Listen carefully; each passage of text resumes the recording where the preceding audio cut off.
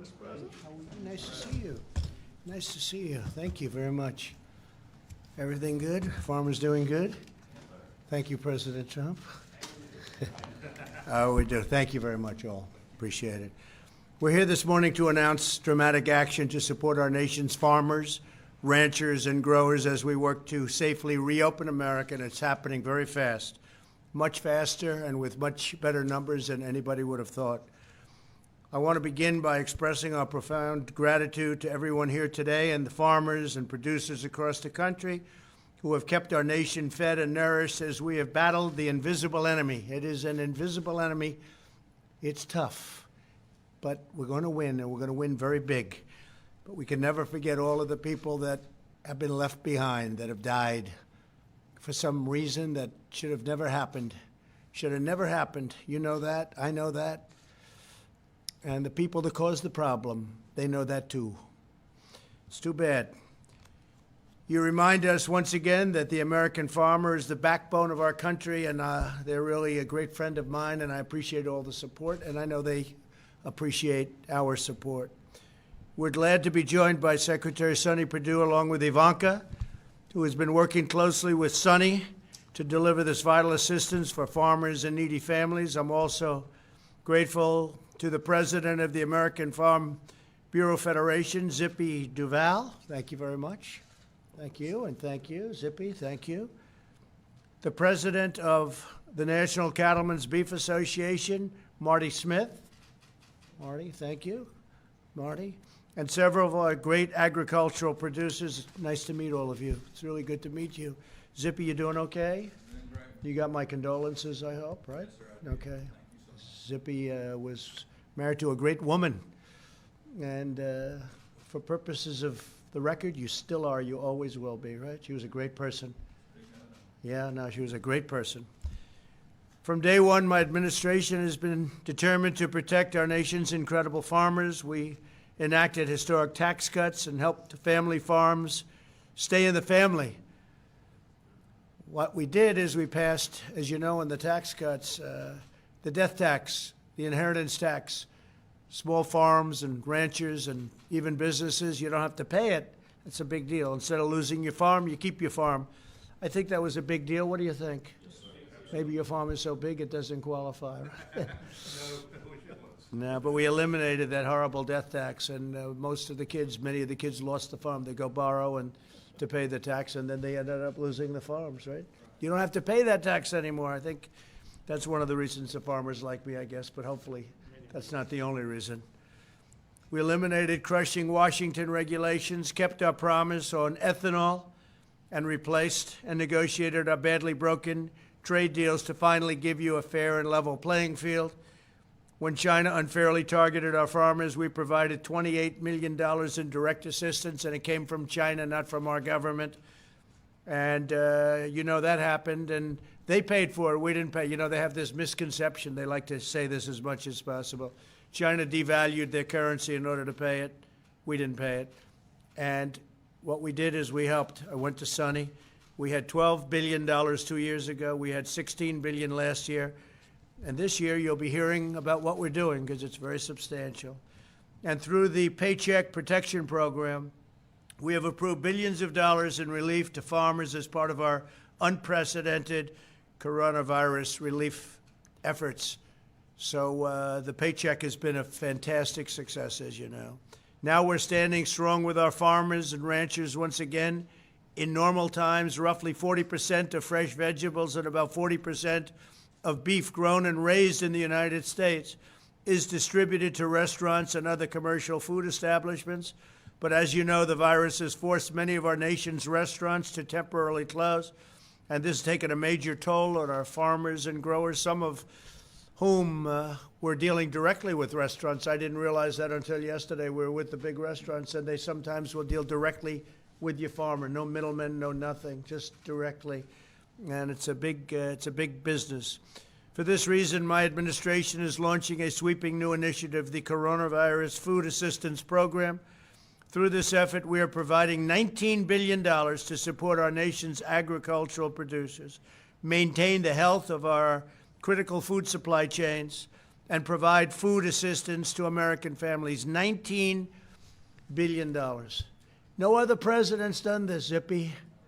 I tell you, you could go back to Abraham Lincoln. There's no president that's treated the farmers like Trump.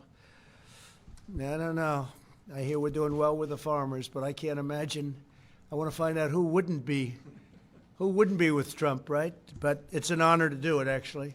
It's an honor. They're great people. These are great, great people. As part of this program today, we're announcing $16 billion direct payments to farmers and ranchers. So $16 billion is going directly to the farmers and ranchers. And it's authorized by the CARES Act and the Commodity Credit Corporation Charter Act. We fought hard for this. These payments will compensate farmers for losses related to the global pandemic caused by China. We'll be providing billions of dollars for corn, cotton, soybean, and specialty crop farmers, cattle ranchers, just about every category. I think we have almost every category, and if we don't, we're going to add them, all right? If we left something out, but we have a lot of territory. Dairy producers, pork producers, and more. I read yesterday where we take some cattle in from other countries because we have trade deals. I think you should look at terminating those deals, all right? We have trade deals where we actually take in cattle, and we have a lot of cattle in this country, and I think you should look at the possibility of terminating those trade deals. Now, if a country's been a great country and a great ally and a great friend, it's, you know, you have to do that. But there are some countries that are sending us cattle for many years, and I think we should look at terminating. We're very self-sufficient, and we're becoming more and more self-sufficient, probably one of the reasons I got elected. Sign-ups will begin on May 26th through your local Farm Service Agency offices. You got to go sign up to pick it up, to get the money, and we'll start issuing payments within 1 week of receiving your application. So that's a lot of money. You're talking about a total of $16 billion plus $3 billion. And, you know, we bought last week, and it's already in distribution, $3 billion worth of product for the food lines. And it's, is this already in distribution? I see that they're handing it out. I see where they couldn't get food. They're having a hard time. And we have these incredible ranchers and farmers that have so much food. And I said, let's spend that money and give it to our farmers, our ranchers, and it's worked out really well. So, and they've already got it in supply. It's already on the lines. I saw them handing it out today, a couple of days ago, actually. It's fantastic how quickly it worked. In addition, this important initiative also includes the new Farmers to Families Food Box program, which Ivanka and Secretary Perdue helped officially launch on Friday. Through this effort, the Department of Agriculture will work with local food distribution companies, and we have a lot of great distribution companies. I've gotten to meet some of them, which have also been hit very hard to purchase $3 billion of food and produce from the American farmer, which I just mentioned, and to deliver to the food banks and charities that serve needy families. Already, we've allocated $1.2 billion to farmers to families, funding through 198 contracts with distribution companies, many of which are small businesses adversely impacted also by this horrible plague. It's a plague. Here today are a few of the American farmers and ranchers who can tell us why this program has been so essential and successful. Scott Sink is a cattle producer whose business has been badly impacted by the virus. He says this initiative will provide a bridge to help them move forward. And we've been helping them in a lot of other ways, too, but this was a great help. And, Scott, please come forward. Thank you, Scott. Thank you very much. Yes, sir. Thank you, sir. My name is Scott Sink. I'm a producer in Southwest Virginia, Blacksburg. We have a catering business, and we do farm to table, along with raising livestock, produce, and custom hay. We were able to benefit from the Paycheck Protection Program, and now this bridge will also help us get into the new growing season. Talking to farmers all across the country, you know, farming is something that's always unexpected. We deal with that. We have to pivot at any time. But with something like this that's impacted the supply chain, producers, as well as consumers, that's why having a program like this is very beneficial to all of us. So we thank y'all for your work. Thank you very much. That's great, Scott. And you love that business? You wouldn't trade businesses for anything, right? No, sir. What is it with farmers? They don't want to do anything else. They have some bad years, but we've helped them have very good years, actually. But they have some bad years, but they wouldn't trade it for anything with that. Always an eternal optimist. Yeah, that's true. And then they start making money and they go out and buy bigger tractors. Maybe they'll slow it up a little bit the next time, right? But you guys are great. Robert Mills raises both crops and livestock, and he believes this program will help countless farm families get by, and more than by, as we begin to reopen our economy, and it's opening up really fast. Robert, please come up. Robert, thank you. Thank you, Mr. President. I'm Robert Mills, Jr. I'm a first-generation farmer from south side of Virginia. We raise tobacco, beef cattle, poultry, hay, small grain, and industrial hemp for CBD. We're a pretty diverse operation, and we're diverse because we always expect the unexpected, and we want to make sure that we can stay in business. And we didn't expect this, but I will tell the American people that your farmers and your ranchers are out here working each and every day to make sure that those grocery store shelves stay full. And it's administrations like President Trump's administration and the forethought that he's had with the programs that's been put in place and the one that we're talking about today. It's not a rescue program. It's going to help these farm families be able to make good, wise financial decisions in the months and weeks and years ahead. And it's also there to let them know that this country is there supporting them because this country relies on what these farmers and ranchers do every day. And so I want to personally thank President Trump, the administration, and all those who've worked hard to make sure that these farm families stay there, that they stay whole, and that the American people will never have to worry about running out of food. Thank you, Mr. President. Thank you very much. I love his accent. I love that accent. But is that originally from Virginia? Yes, sir. It's Southside Virginia, about 20 miles north of North Carolina. Oh, I see. And they like Trump. That area, they like Trump. That's great area. Thank you very much. Great job. The farmers were targeted by China when we started negotiating tough with China. And what I did is we've taken in tens of billions of dollars of tariffs. Sonny was very aware of this because he had to distribute the money to the farmers. I said, Sonny, we've taken in a lot of money. How much did the farmers lose? This is 2 years ago. They were targeted for an amount. What do you think the impact? He said $12 billion. So I said, that's okay. We'll take $12 billion out of our tariff money, which was many billions more than that China paid. Never paid us 10 cents, by the way, before that. Before Trump, they never paid anything. I said, we'll take $12 billion out of the tens of billions of dollars that we took in, and we're going to give it to the farmers. And you distributed that money. And Zippy, I think you were shocked because you've never seen anything like it. Otherwise, these farmers wouldn't have been in business. So we took $12 million, we gave it to the farmers. We said thank you very much to China. Thank you very much, China. And then the next year I said, Sonny, what's the number? We called Zippy, we called some of the other people. We determined it was $16 billion that the farmers were targeted, $16 billion by China. So I took $16 billion out of the tariffs, which were many, many billions of tens of billions more than that. We gave it to the farmers, right? And this year, the same thing. It's been pretty amazing. And the farmers are doing fine. One of them said, I do better this way. But you know what? They don't want to do better that way. They just want a level playing field. But we took care of our farmers, right? And ranchers. Thank you, Robert. That was great. Appreciate it. David Hickman is a vegetable grower who runs Dublin Farms in Virginia. His potatoes will be among the produce distributed to local food banks through the Farmers to Families program. And David, please come up and say a few words. Hi, David. Thank you, Mr. President. I'm David Hickman with Dublin Farms in Horntown, Virginia. We are a fifth-generation operation, produce fresh market potatoes, redskins, yellows, whites. This program is going to help tremendously with the movement of potatoes this summer. For us, we have 6 distributors who are our current customers that are doing the food box program. So our potatoes will be in some of these food boxes. We've submitted bids for 5-pound bags to go directly to the food banks of yellow and white potatoes. So certainly going to impact the Virginia potato business. So you have 5-pound bags. What other size bags do you have? We have a packing operation. We pack 5-pound bags, 10-pound bags, 50-pound bags, and then 2,000-pound bags Wow. that go to other packers. But a lot of our business goes into the terminal markets also. That's dependent on restaurant business, so we're anxious to see our restaurants get back up.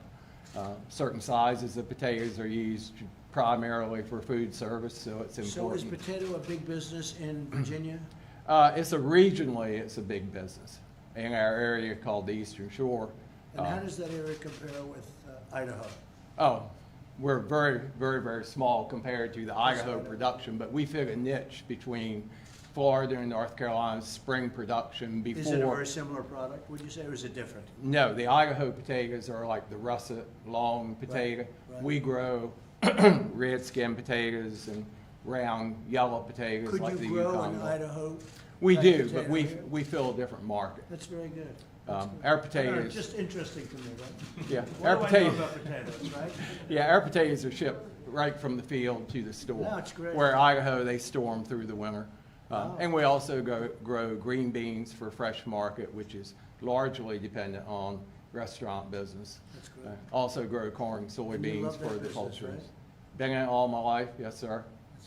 On my home farm, there's been potatoes planted there since 1887, which is sort of unusual in the country. All different parts of that field farm has been in potatoes. It's a beautiful Sometimes. business, beautiful way to We live. appreciate what you're doing for us. Thank you very much. Thank you. I appreciate it. Great job. Gave me a little education in potatoes. That's interesting. I wonder if the media enjoyed that. I don't think so, but that's okay.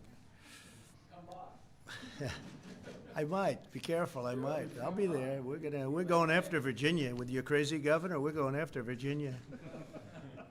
They want to take your Second Amendment away. You know that, right? You'll have nobody guarding your potatoes. As each of you demonstrate, a healthy economy is vital to maintaining a healthy society.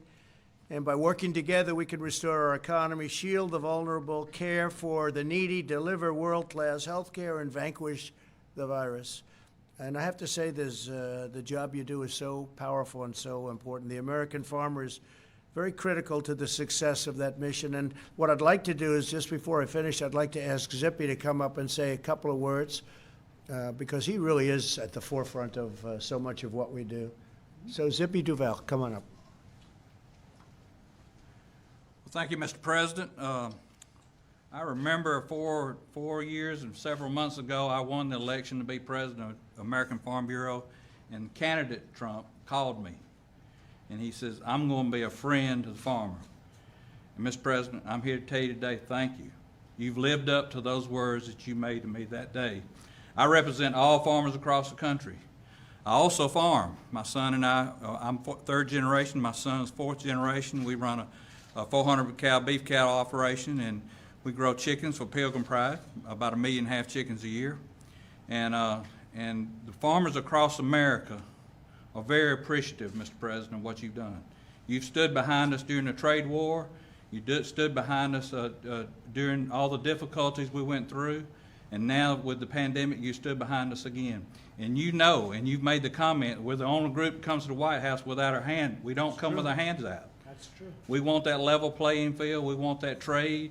We want to be able to make our money from the markets. But we appreciate, when we're going through difficult times, that you stand behind us. This pandemic's made us realize one thing. We live in the land of plenty. But there's a food chain that is just as important to us as our military is. We have to be able to feed our own people. We can't afford to be fed by other countries.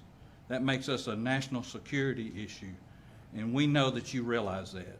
And I think the American people, unfortunately, have had to go to the store and see some empty shelves. And we all now realize how important that chain, that food chain is, and the farmer is that very first link.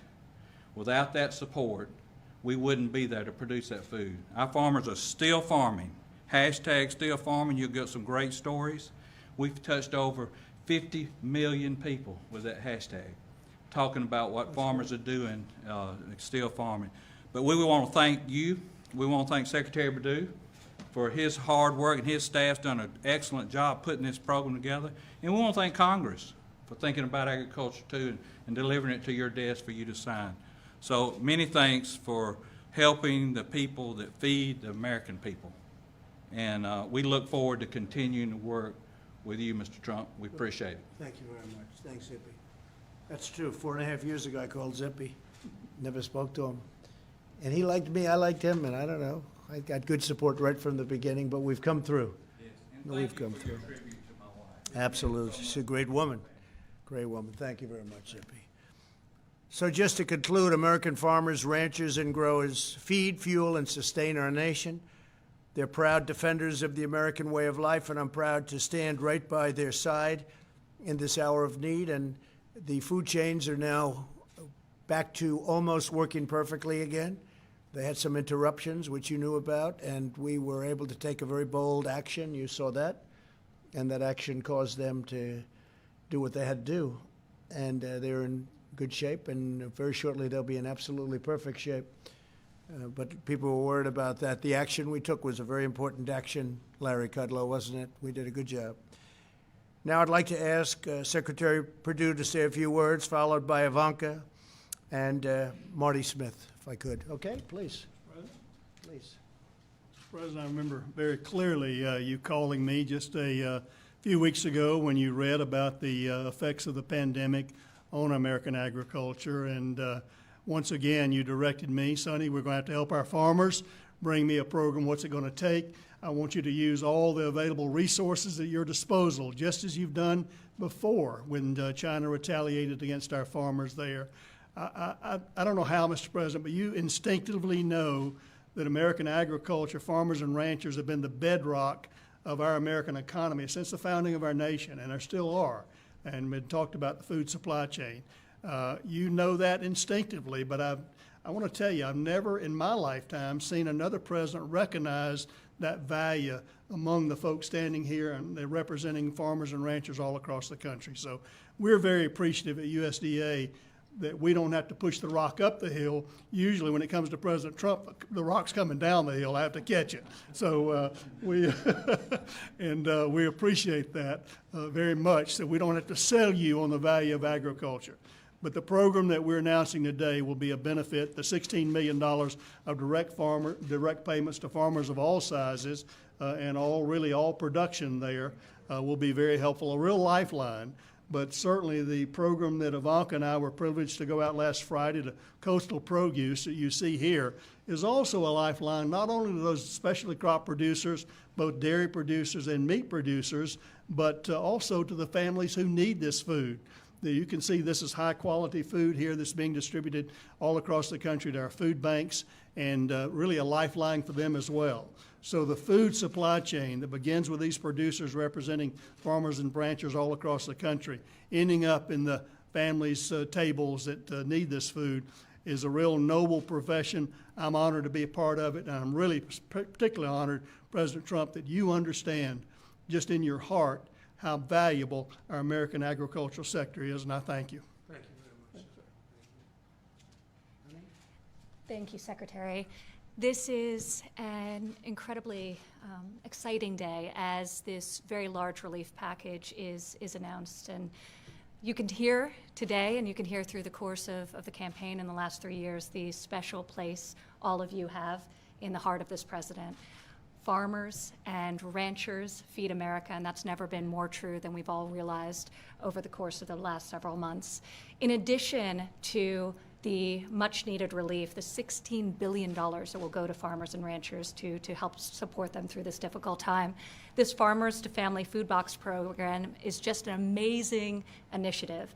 As the Secretary mentioned, the President saw that there were those in need, those vulnerable, long lines at food banks trying to get food, and yet there was this unbelievable, beautiful American fresh produce that was going to waste. So thinking about that supply chain and ensuring with $3 billion that those who are vulnerable, that those who are in need get access to boxes like these, 20 to 25 pounds of meat, milk, all forms of dairy, and of course great fresh produce is incredibly virtuous. It's a great cycle. It helps the small distributors, it helps the small farmers who were prioritized in the bids, and of course it helps those in need. So we're very excited about this program. These boxes themselves will also be going to a mission here in DC, along with several others that we have at the White House. And we hope that these boxes will play a big role in feeding those who need it across the country. So thank you, and thank you, Secretary, for the hard work of your team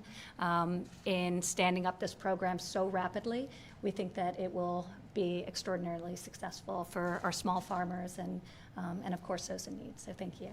Thank you. Okay, Marty?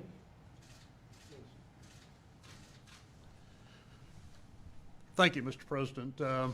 You have provided unprecedented leadership and to the United States and to the world throughout this crisis. And with that, you have shown so much concern and so much support for American agriculture. And on behalf of the National Cattlemen's Beef Association and the rest of agriculture, I want to say thank you. I'm Marty Smith, and I'm a rancher from Florida and serving this year as president of the National Cattlemen's Beef Association. Your executive order a few weeks ago directed toward the packers. We're starting to see the impact of that. We're getting beef, pork back online and getting the products back on the shelf. You know, America's farmers and ranchers continue to work around the clock to feed the public, to feed all of our nation, feed a large part of the world. What you've done with that and what we're doing with this current program enables us to stay in business and continue to do that. Again, we thank you for that. We thank your administration. Working with Secretary Perdue has just been a great way for us to all move forward. But even more importantly than that, I want to thank you and your family. You know, with us, it's all about our families and our family operation. Your family is just as dedicated to this, and Ivanka, we thank you for the support you've shown to us. It's just, it's so meaningful, and together we get through this and we do beat this. And we keep the highest quality, safest, most sustainable protein sources on the plate of Americans all through this. And we thank you. Thank you very much. Thank you. Okay, any questions, real quick? Mr. President? I'm going to Capitol Hill, so. Mr. President?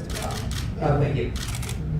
Will any of this aid be directed towards cattlemen, chicken farmers, and pork producers who have had to euthanize their flocks already because of the pandemic? Do you want to answer that question?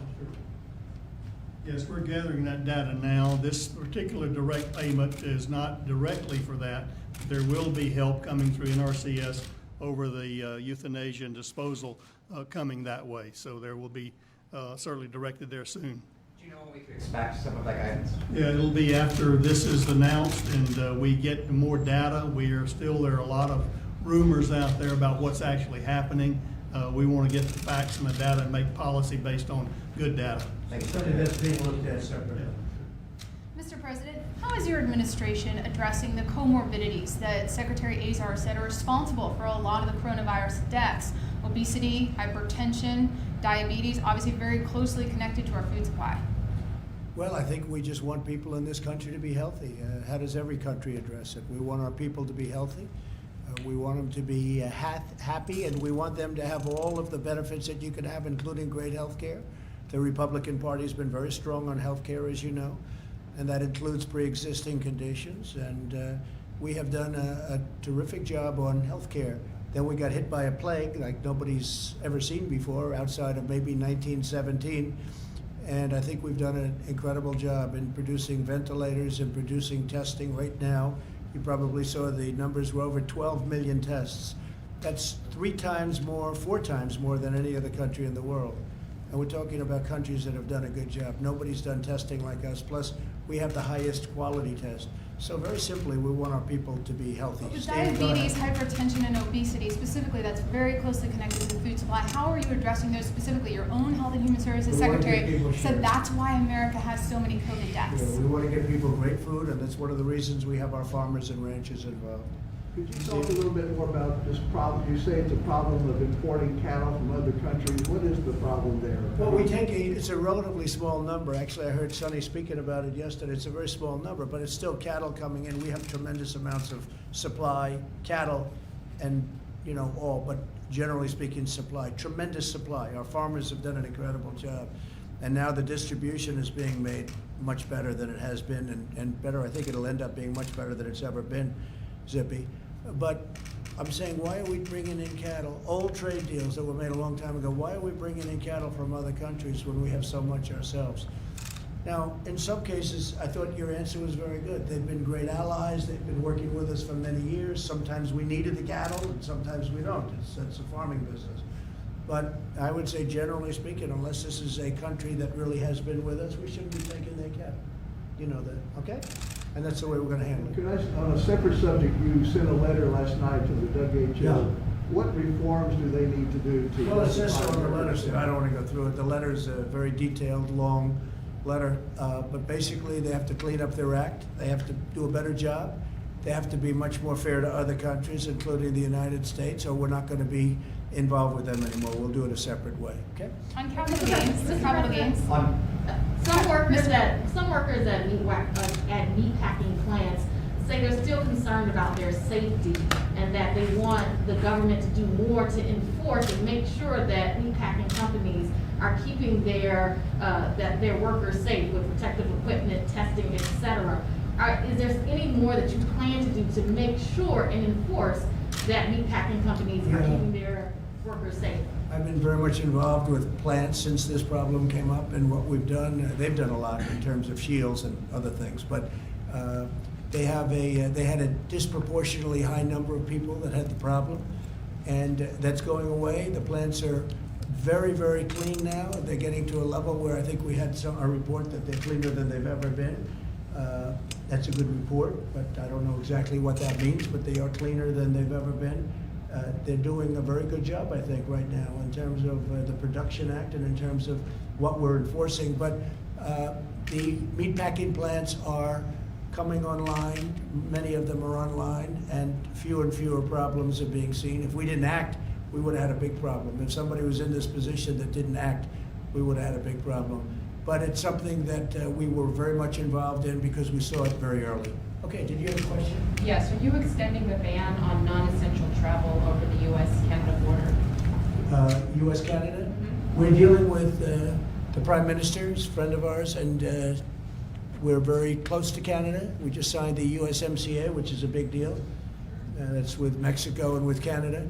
And we're dealing on that subject. And we're also on the southern border. As you know, the wall is going up. It's going up very rapidly. We're at 182 miles. Wherever we have the wall, it's just ended. It's just ended.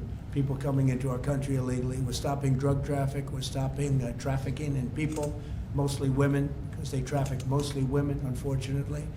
It's a tremendously big business. It's a horrible business. And we're stopping it. There's a worldwide problem. This isn't a problem for our southern border, but our southern border is a big point. And we're stopping trafficking. The wall has had an incredible power and strength on what we're doing. I have to say that so we'll have, by pretty early next year, we'll have 450 to 500 miles of wall fully built. So we're doing a great job on the border. We have among the lowest numbers we've ever had of people coming in, and we're moving them out as soon as they come in. As they come in, we're moving them out. Literally, we're moving them out immediately. And that's never taken place before, meaning in modern history, it's never taken out, never taken But out. on the question of non-essential trade, are you going to extend the ban that you put in place on non-essential trade between? For now, yes, but we're talking to Canada. As things clean up in terms of the plague, we're both going to want to do the normal. We want to get back everything. We want to get back to normal. I think we're going to have a fantastic year next year. I think we will do very well in the fourth quarter, and I think the transition quarter, which is coming up, we're starting it very shortly, the third quarter, I think you'll see some very good numbers, but you're going to see some great numbers in the fourth quarter, and you're going to end up doing a great year next year. You can see it. Look at the states that are opening up. They're busy, and their numbers, interestingly, going down. So they're opening up. You look at Florida and Georgia in particular, their numbers are going down. So we're very confident that we're going to have a tremendous turnaround. And we had to turn it off artificially, and now we're turning it back on. And you're going to see some tremendous numbers. Thank you very much. I'm going over to Capitol Hill. Are you going to be urging the Republican senators not to pass the Phase 4 bill immediately?